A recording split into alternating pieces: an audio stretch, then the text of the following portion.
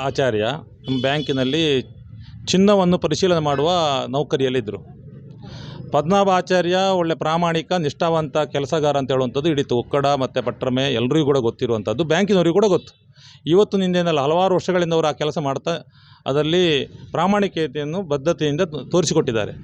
ಹೀಗಿರುವಾಗ ಯಾವುದೇ ಕಾರಣ ಇಲ್ಲದೆ ಇವತ್ತಿನವರೆಗೆ ಯಾವುದೇ ದಾಖಲೆಯನ್ನು ಕೊಡದೆ ಅವರನ್ನು ಏಕಾಏಕಿ ಕೆಲಸ ತೆಗೆಯುವಂಥ ಕೆಲಸವನ್ನು ಇಲ್ಲಿಯ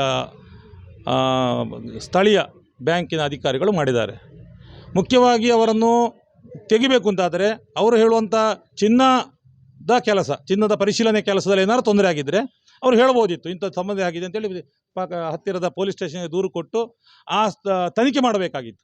ಇದು ಏನಿಲ್ಲ, ಒಬ್ಬರು ಹೇಳಿದನ್ನೇ ಹೇಳುವ ರೀತಿ ಸರ್ವಾಧಿಕಾರದ ದೇಶ ಅಲ್ಲ ಇದು. ಇದು ಸಂವಿಧಾನ ಪ್ರಕಾರವಾದ ಪ್ರಜಾಪ್ರಭುತ್ವ ರಾಷ್ಟ್ರ. ಈ ಪ್ರಜಾಪ್ರಭುತ್ವ ರಾಷ್ಟ್ರದಲ್ಲಿ ಯಾವನೋ ಒಬ್ಬ ಹೇಳಿದ ಅಂತ ಹೇಳಿಕೊಂಡು ಅವನ ಮಾತಿಗೆ ಬೆಲೆ ಕೊಡುವಂಥದ್ದು ಅದು ಎಲ್ಲೂ ಕೂಡ ಕಾನೂನಲ್ಲಿ ಅವಕಾಶ ಇಲ್ಲ. ಇವತ್ತು ಸಂವಿಧಾನಬದ್ಧವಾಗಿ ನಾವು ಪ್ರತಿಭಟನೆಗೆ ಇಳಿದಂಥದ್ದು. ಆದರೆ ಒಂದು ಮುಖ್ಯವಾಗಿ ಚುನಾವಣೆ ನೀತಿ ಸಂಹಿತೆ ಜಾರಿಯಲ್ಲಿದ್ದ ಕಾರಣ ಪ್ರತಿಭಟನೆಯ ಬದಲಿಗೆ ನಾವು ಏನು ಹೇಳಲಿಕ್ಕೆ ಉಂಟು ಅದನ್ನು ಮನವಿ ರೂಪದಲ್ಲಿ ಅವ್ರು ಬ್ಯಾಂಕಿನವರಿಗೆ ಬಂದು ನಮ್ಮಿಂದ ತಗೊಂಡು ಹೋಗಬೇಕು. ಆ ಮೂಲಕ ನಮ್ಮ 1 ತಿಂಗಳ ಅವಕಾಶ ಕೊಟ್ಟಿದ್ದೇವೆ. ಜೂನ್ 5ರ ಒಳಗೆ ಯಾವುದೇ ರೀತಿಯ ನ್ಯಾಯ ಸಿಗದಿದ್ದರೆ ಜೂನ್ 10ನೇ ತಾರೀಕಿಗೆ ಈ ದೊಡ್ಡ ರೀತಿಯಲ್ಲಿ ಪ್ರತಿಭಟನೆ ಮಾಡಿ. ಮುಖ್ಯವಾಗಿ ಗ್ರಾಹಕರಿಗೆ ಕೂಡ ಈ ಬ್ಯಾಂಕಿನಲ್ಲಿ ನ್ಯಾಯ ಸಿಗ್ತಾ ಇಲ್ಲ. ಗ್ರಾಹಕರಿಗೆ ಅಲ್ಲಂತೂ ಭಾಷೆ ಇಲ್ಲ, ನಮಗೆ ನಮ್ಮ ಭಾಷೆ ಅವರಿಗೆ ಅರ್ಥ ಆಗೋದಿಲ್ಲ. ಅವರ ಭಾಷೆಯಲ್ಲಿ ಎಂತ ಮಾತಾಡೋರು ಕನ್ನಡದಲ್ಲಿ ಮಾತಾಡಿರ್ತಾನೆ ನಮಗೆ ಗೊತ್ತಾಗೋದು, ಇಲ್ಲರ ಭಾಷೆ ಇಲ್ಲ ಅಂತ ಹೇಳಬೇಕಷ್ಟೇ. ಈ ಎಲ್ಲ ಸಮಸ್ಯೆಯಿಂದ ಜನ ತುಂಬ ರೀತಿಯಲ್ಲಿ ನೊಂದಿದ್ದಾರೆ. ನಮ್ಮ ಡೆಪಾಸಿಟ್ ಹಣವನ್ನು ತರಬೇಕು ಅಂತಾದರೂ ಕೂಡ ದಿನಗಟ್ಟಲೆ ಇಲ್ಲಿ ಬರಬೇಕಾಗ್ತದೆ. ನಮ್ಮ ಹಣವನ್ನು ಡೆಪಾಸಿಟ್ ಕಾರಣಕ್ಕೆ ನಾವು ಕೆನರಾ ಬ್ಯಾಂಕಿನ ಗುಲಾಮರಾಗಬೇಕು ಅಂತ ಹೇಳಿದರೆ ಇದು ಯಾವ ನ್ಯಾಯ?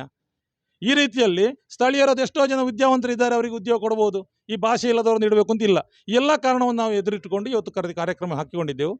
ಆದರೆ ಇವತ್ತು ಈ ಚುನಾವಣೆ ಏಕಾಏಕಿ ಸಡನ್ನಾಗಿ ಮೊನ್ನೆ 16 ತಾರೀಕಿಗೆ ಡಿಕ್ಲೇರ್ ಆದ ಕಾರಣ ನಮ್ಮ ಹೋರಾಟ ಮಾರ್ಚ್ 1ಕ್ಕೆ ಫಿಕ್ಸ್ ಆಗಿತ್ತು, 18ಕ್ಕೆ ಮಾಡ್ತೇವೆ ಅಂತೇಳಿ.